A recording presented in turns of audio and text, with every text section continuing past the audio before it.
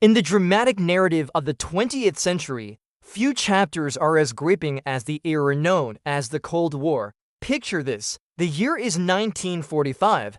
World War II has just ended and the world is still reeling from the aftermath of the deadliest conflict in human history. Amidst the ruins and the rubble, two superpowers emerge, the United States and the Soviet Union, both bearing the scars of war and both nursing dreams of a post-war world reshaped in their own image. But here's the twist. These two nations, once allies in the fight against fascism, find themselves on a collision course. And at the heart of this looming conflict is one simple yet chilling question: who will prevail when ideologies clash? As the years roll by, the relationship between these two titans grows increasingly frosty, evolving into what we now call the Cold War. Now, here's the thing. This wasn't your typical war with trenches and battlefields.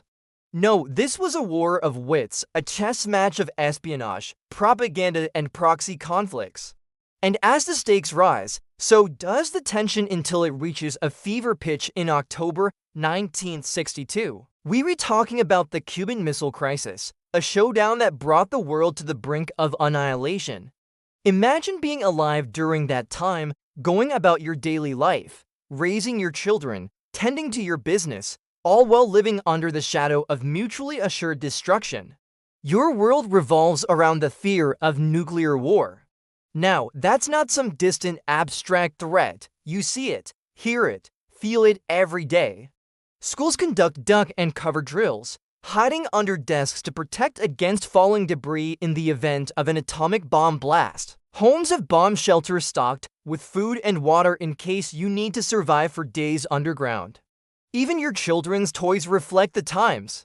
A simple game of hopscotch becomes a metaphor for life under the threat of annihilation.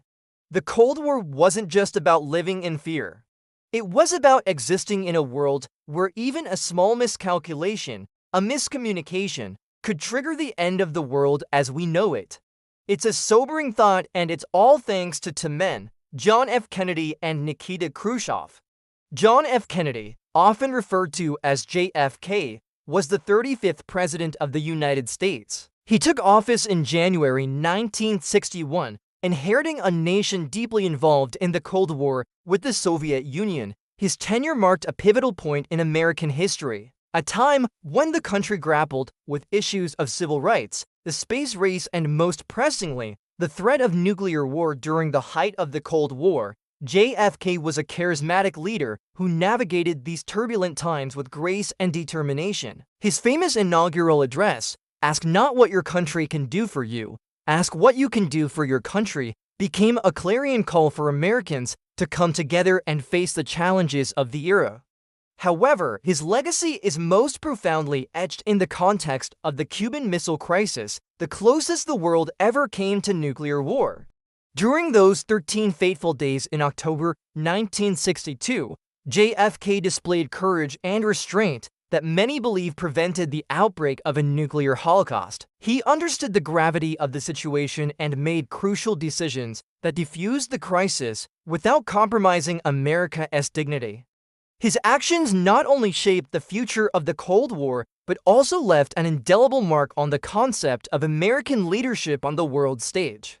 Now let's turn our attention to Nikita Khrushchev. He was a towering figure in 20th century Soviet politics. Born into a peasant family, he rose through the ranks of the Communist Party, eventually becoming the leader of the Soviet Union from 1953 to 1964. Khrushchev's leadership was marked by significant events such as the de-Stalinization process, which aimed to dismantle the cult of personality surrounding Joseph Stalin and introduce a degree of political liberalization. He also played a crucial role in the early stages of the space race, famously declaring, "We will beat you to the moon."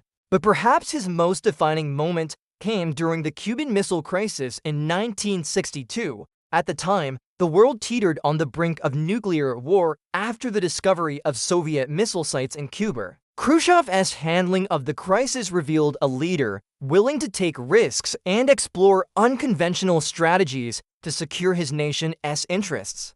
Despite the immense pressures, he ultimately chose diplomacy over confrontation, agreeing to remove the missiles from Cuba in exchange for the removal of American missiles from Turkey.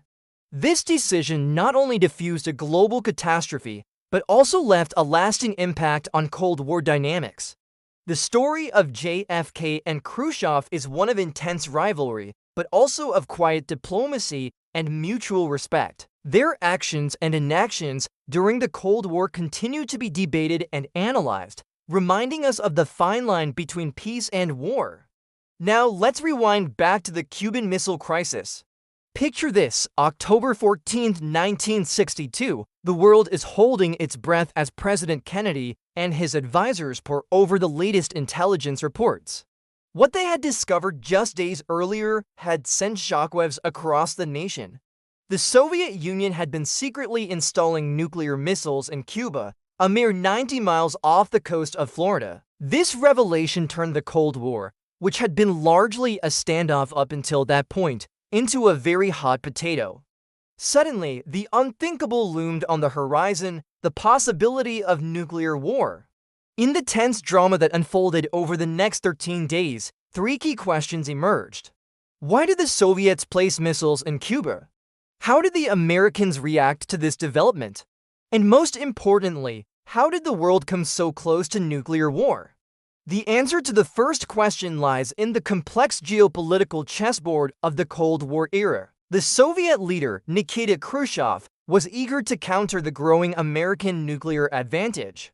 In 1960, the US had placed missiles in Turkey just 90 miles from Soviet borders, a development that left Moscow feeling vulnerable.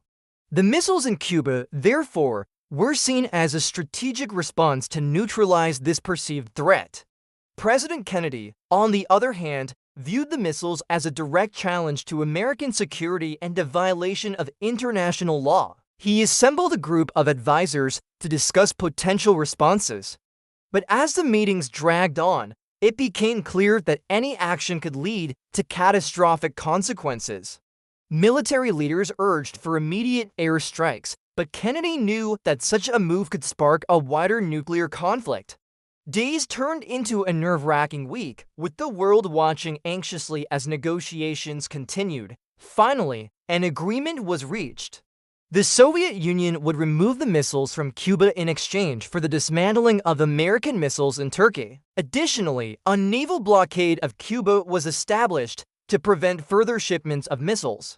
While this deal averted a nuclear disaster, it left an indelible mark on the course of the Cold War. The Cuban Missile Crisis was a pivotal moment, highlighting the precarious balance of power between the superpowers and underscoring the terrifying potential of nuclear weapons. It served as a wake-up call, a stark reminder that the world could be brought to its knees in an instant. But here's where the story takes an even more intriguing turn. Beyond the shadow of nuclear war, there's a deeper, more insidious threat lurking in the depths of the Cold War, something that operates silently, manipulating nations and inciting conflicts from behind the scenes. Welcome to the world of proxy wars. This unconventional method of waging war became a defining feature of the Cold War era.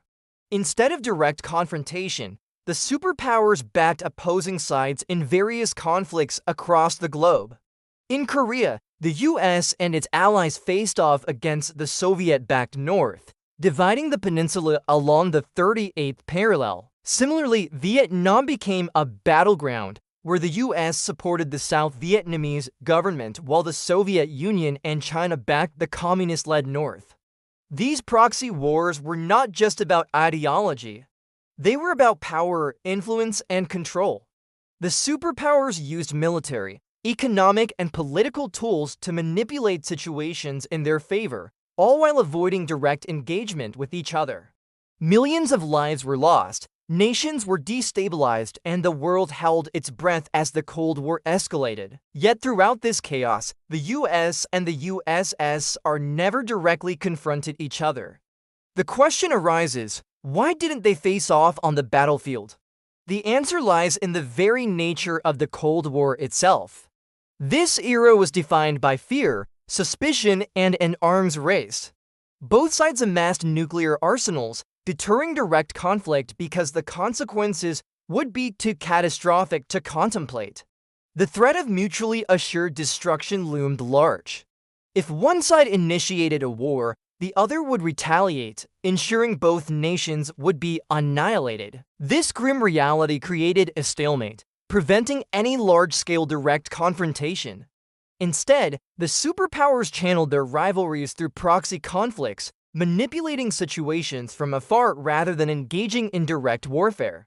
It was a dangerous game, a high-stakes gamble that could have spiraled into a nuclear nightmare.